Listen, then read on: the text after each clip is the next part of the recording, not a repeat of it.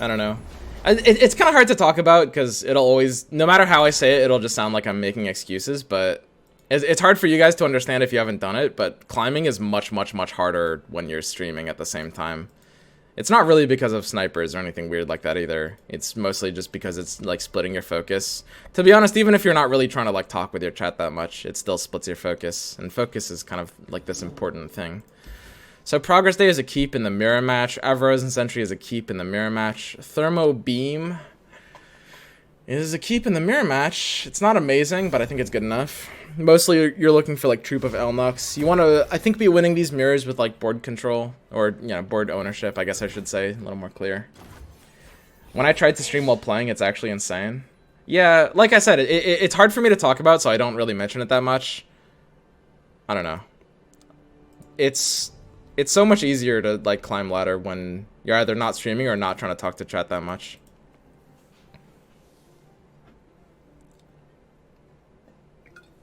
And I don't really like that. But I've been getting like quite bullied for the past week for being at like a shit rank. I kind of felt the need to just like the day off wasn't really about climbing necessarily. I guess that was like some part of it. It was mostly I just kind of wanted a bit of a break, relaxing, playing the game without any of the stress.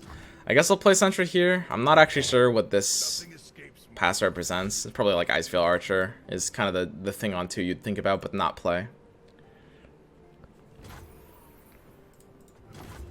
So on 3, the scary card is Marksman. So the question we have to ask ourselves is if he's playing Marksman. Stream not muted. Is it just me, or is that notification just kind of loud?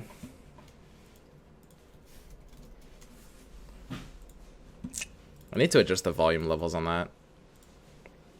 So if I play Sentry and he plays Marksman, then one of my Sentries is dead. If I play Sentry and he plays Static Shock, he's got a good exchange. Either way, we're not really getting more than 2 damage. So the open attack is safer because it plays around Static Shock.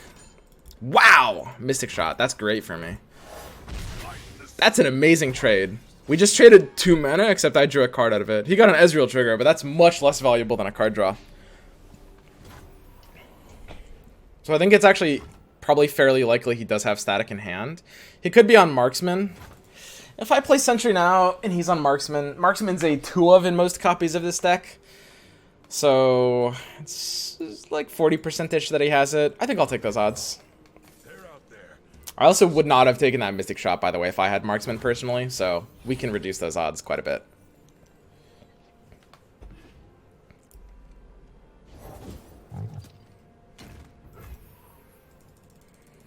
So we don't have a way to deal 1 damage in the sand. Normally we have like Static Shocks or Marksmans and stuff like that. I mean, Thermo can kind of, but yeah, it doesn't really count. Either way, we have no real option than Chump Pump here, so that's fine.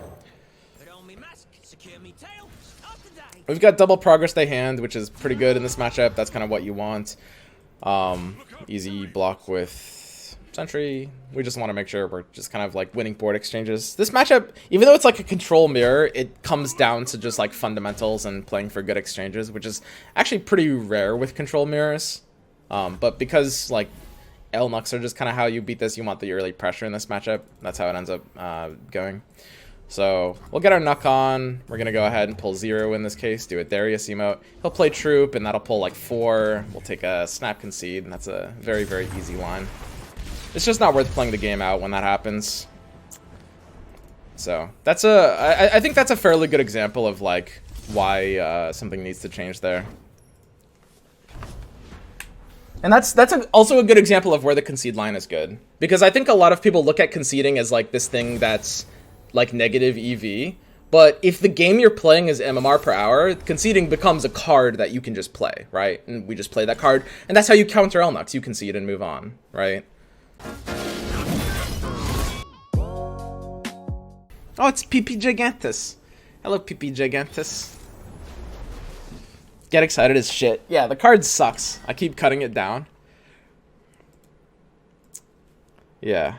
I hate it so much.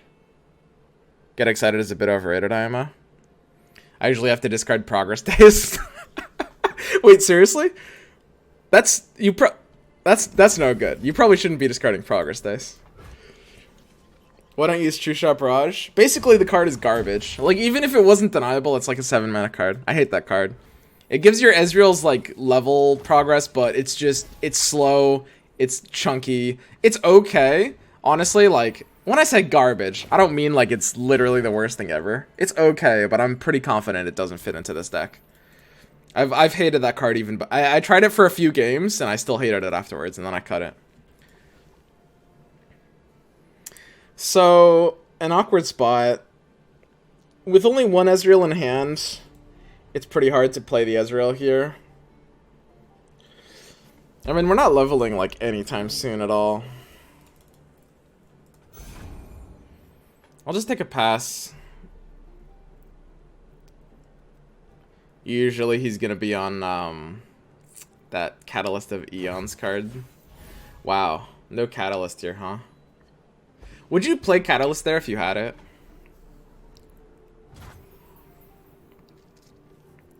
So this has to be a pretty easy Nuk. Like, that's simple. You can just cut all the Get Excited. I was talking with Mago about that. I was asking him, I was like, what if we just cut all the Get Excited for, like, Flash Freezes? And, I don't know, maybe. I don't really love Flash Freeze either. But Flash Freeze is a very considerable one-of. Like, that's cute. There's nothing really wrong with that. Fairly easy shot, I think. Don't think this shot really gets punished.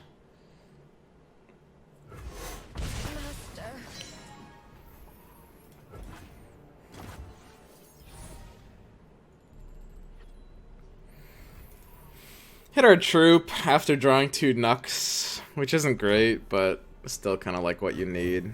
Sometimes you just pull like 3 troops here. So sometimes this is like concede worthy. It's like he has 2 4/5s and we don't. And this is the problem with this card, by the way.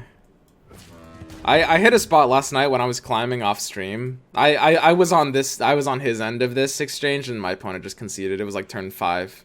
He just conceded. It was like the first turn of the game too, because we both just spammed patch for 4 turns. I nucked 4 and he nucked 0, and he conceded on the spot. And like, unironically, this game's win percentage just went from like, it just went from a little debatable, but I would say like 60 high 60s percentage to like low 40s. Like, there's not really cards that do that. Like, do you understand how big that is? My win percentage just like halved in an instant. Like, that doesn't happen. There's no card that does that.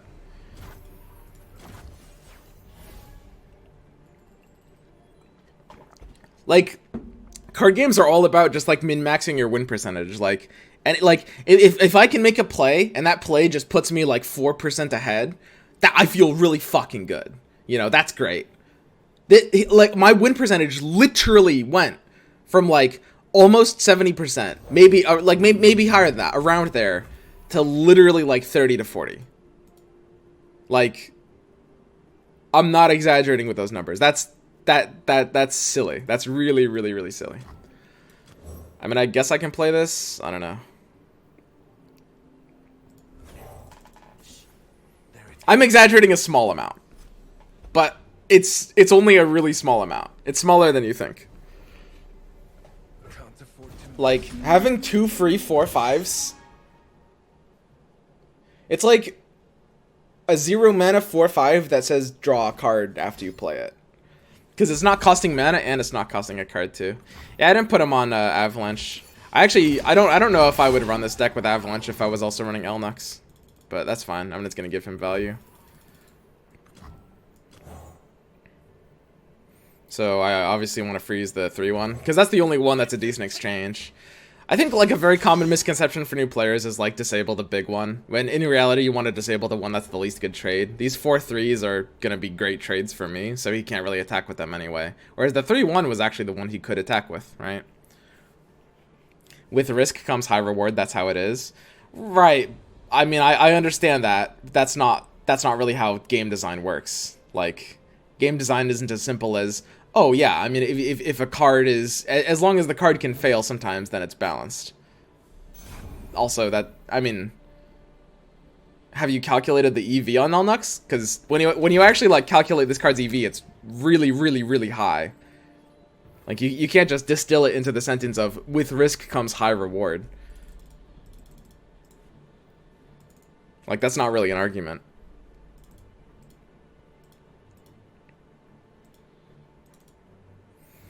I mean, I guess I'm looking at, like, an open attack right now.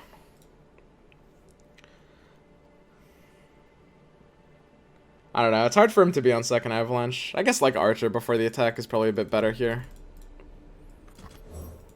What's EV? It's effective value. It's basically, like, a calculation of the probabilistic, like, sort of average value of any specific player, any specific card.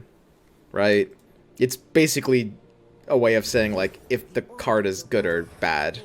And, like, when you actually, like, math out Elnuks and the fact that they basically just don't brick. Like, I spent during the preview, well, it was after the preview patches ended. I calculated Elnuk value. There was one flaw in my calculation, which is something that nobody in the community knew yet, which is the fact that Troop reshuffles the deck, so drawing 2 troops is actually huge. And that swings the value like crazy.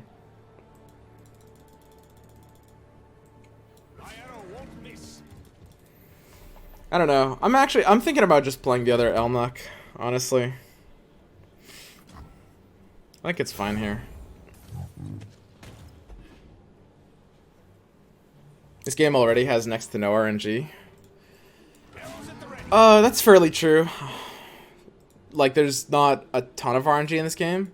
I don't have a problem with cards having RNG. There's nothing really wrong with that. The other thing we missed was how good a 4-mana 4/5 is. Yes. Absolutely. A 4-mana 4/5 is pretty premium. So, I think that's probably worth Brittle stealing. I mean, we really want to be kind of like dealing as much damage as possible. For off the Nexus, for off this Elnuk is always going to matter. Like, I actually think that I don't think it would be a bad thing for this game to have some more cards that had some RNG on them. For sure. That's not a bad thing. Like, I think there's a lot of people that are really, really opposed to RNG for no reason, and that's also a weird stance because, I mean, there's very healthy types of RNG and very unhealthy types of RNG, right? Like, there's no just broad RNG concept, which, I don't know. It seems like a very weird stance to me. But yeah, I mean, there's nothing really wrong with RNG. The way Elnuks work is a little too swingy and a little too basic to be matched on the power level that they're matched on. I'm not saying this card shouldn't exist. I'm saying this card is on a higher power level than its design should be. I think if you disagree with that, you probably don't think Elnuks are as good as they are. Because these cards are all over top 100 masters. Like, there's a lot of people that don't realize how prevalent Elnuks are right now. This is actually a strange spot. I could see taking a progress day here. I don't know, my chump bump actually doesn't really have great blockers. I want to, like, I'd love to find, like, Mystic Shots and Brittle Steals for this. Yeah, but honestly, Marksman is sweet. That's fine. I have no problem with committing that. Elnuk RNG is not fun. Yeah. That's one way of putting it. I don't know. It's not the worst thing ever. So that's a deny for a 3-1. Pretty low value deny. Probably indicates he has a second one in hand. It's really hard to take that deny in most hands. And PP Gigantus isn't your ordinary Gwent player, or whatever this game is called. So, these blocks are, I think, the easiest of my entire career. Looks something like this. Let the 5 through. No good exchanges on that. I don't know. I mean, I could send it down to 2, because we kind of need to kill it anyway. It's going to be really hard to avoid killing it. Sending it down to 2 is usually going to give good enough value. Keeping a 1 health unit. Yeah, we'll do this. Are you worried about the low viewer count of LoR on Twitch? Nope, not at all. There's a lot of people asking me that. I'm kind of surprised, because I think this game is really, really, really good. But it's fine. I'm sure they'll push marketing in whatever way they want to later. I don't think it's... I mean, there's a lot of people that are asking me, oh, Swim, do you think this game is gonna die? No, of course not.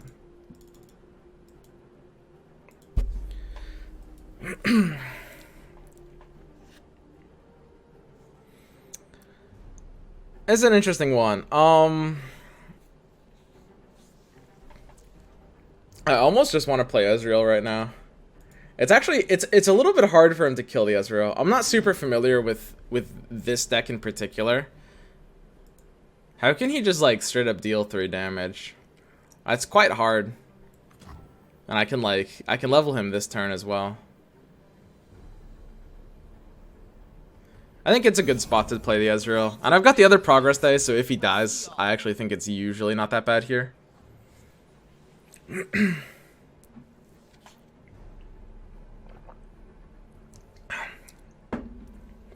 They aren't doing marketing so far. They're going slow on beta. Right, of course. I would be pretty shocked if Riot was concerned about the viewer base of the game. And if Riot's not concerned, then you shouldn't be. I'm not concerned. I don't know any streamers that are concerned. Sounds dangerous. I'm in. I think keeping the 4-2 is probably a little bit better, just because, you know, we have a threat to this 5-2 already in hand with shot. So even though his unit has more stats, mine is more valuable because I have a shot in hand, and he knows I have a shot in hand because I'm getting it off of the Ezreal. So he's thinking about a Will of Ionia here. Is pretty much the only thing he would be thinking about. I would take that Will. Oh yeah, Harsh Winds. I forgot about Harsh Winds. Okay, that's fine. Works for me. My Ezreal needs just a couple more targets. I'm pretty ready to Chungus out. Get like a Mystic Shot as well. The question is, should I Mystic Shot now or later? And the answer is later. I'm not in a hurry.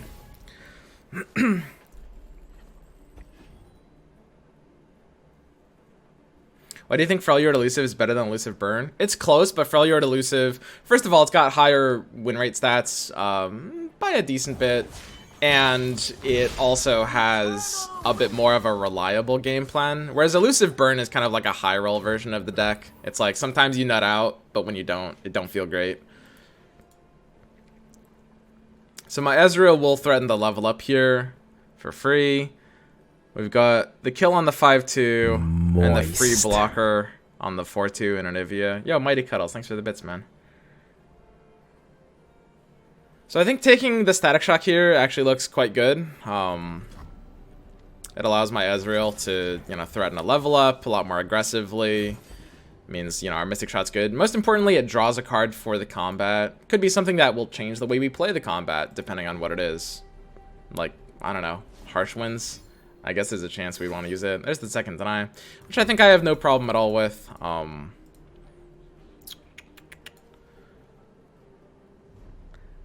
Okay, yeah, this is fun. I will definitely do a Mystic Shot here, I guess.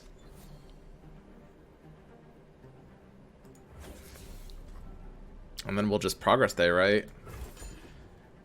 Ezreal's gonna go down to 1, but I think there's basically no way he can, like, kill Ezreal or anything, so I think that's fine. So we get the free blocker here. This deals 2 damage to everything, but the block is designated, which means our health is protected for free, which means there's no reason to play Arrows and Sentry. I'll go ahead and take the progress day now. It's not gonna change anything, because we can't use Brittle Steel if we get it anyway. We can use Rummage, but then we can't use anything else. So we're just looking to basically make sure Ezreal takes his level and then get our Mushroom Clouds down his throat.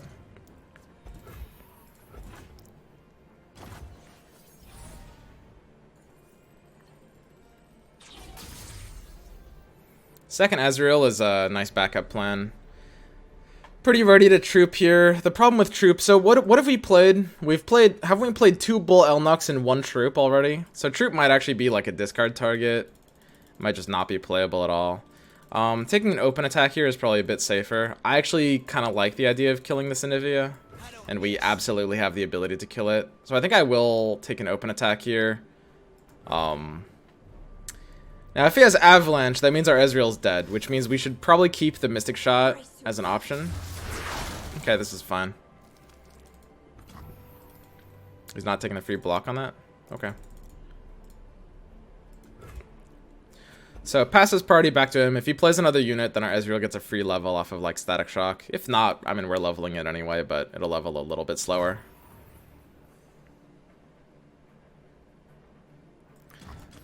Is this third deny? I mean, he used that first deny on like something completely useless, right? So he actually could easily be on a third deny here. Wouldn't really hate it in this case. I think we actually played a bit into the second deny. I think that was actually a misplay in that position.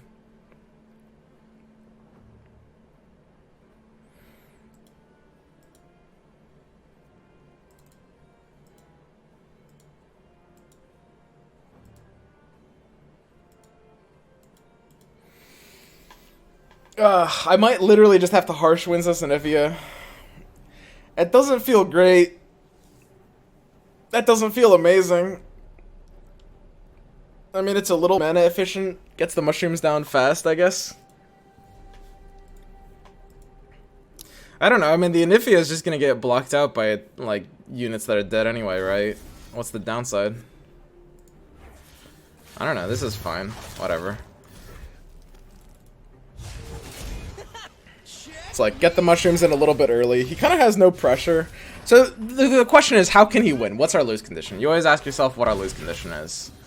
So our lose condition is basically him having Tryndamere plus like Battle Fury or something kind of crazy. Something a little nuts. Yeah, that's fine, I think.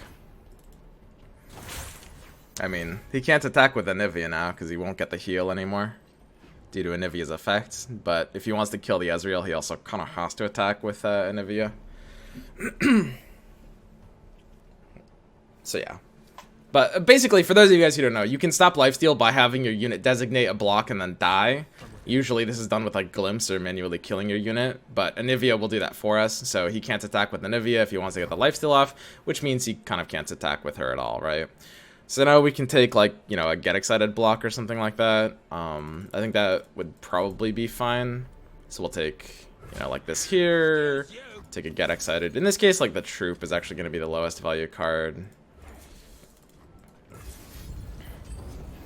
So yeah, that's the one downside of using Harsh Winds when we did. That might have just been wrong. So if this is like... Okay, he's using Will just to stop a little bit of damage then. Okay, sure.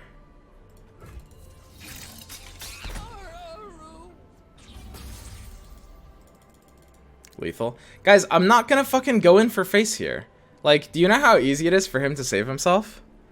He could have, like, literally, if he has Catalyst of Eons anytime in the past, like, 5 turns, it's very, very easy for him to just keep it in hand here, right? Like, if that's a card that he's drawn, that this deck runs, that he has played 0 of, he can just keep that in hand as a heal for 3. Like, going in with Lethal, killing one of our Ezreals, and allowing him to lifesteal for 6 is a ginormous lose condition here, my boys.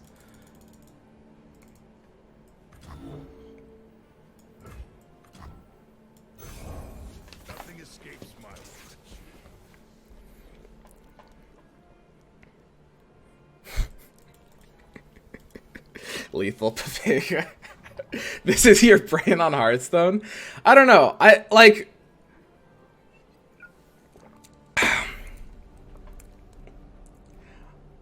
don't have anything against Hearthstone players, but I mean, it's hard to not make a correlation between the fact that, like, this is such a common meme, and I know some people are spamming it as a joke, but there's plenty of people that aren't spamming it as a joke. And also the fact that I kind of know for a fact that everyone spamming that is probably coming from Hearthstone, because if you come from literally any other card game, you're not gonna see that as lethal, right? So it puts me in a difficult position, basically.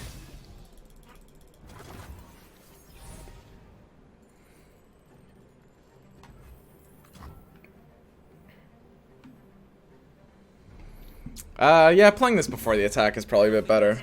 I mean, he could develop like a Shadow Assassin or something, I guess. Oh, it's a 4 attack Shadow Assassin too.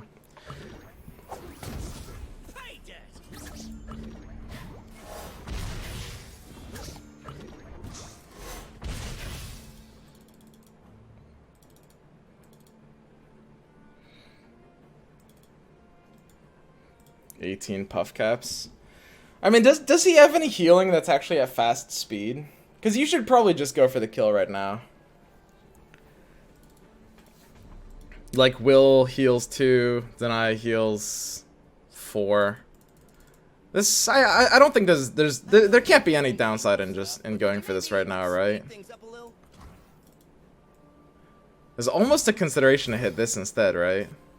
Could that actually make sense? You're enabling Brittle Steel.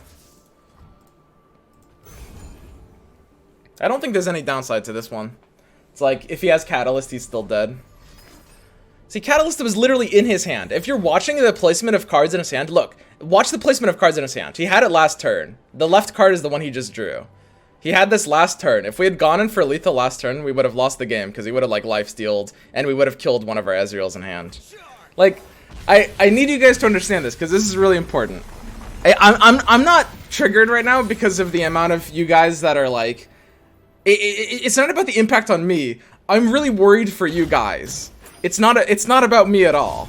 I need you guys to understand this because you're losing a lot of games right now by trying to push lethals when they could easily have a counter answer and you need to just like wait for it, okay?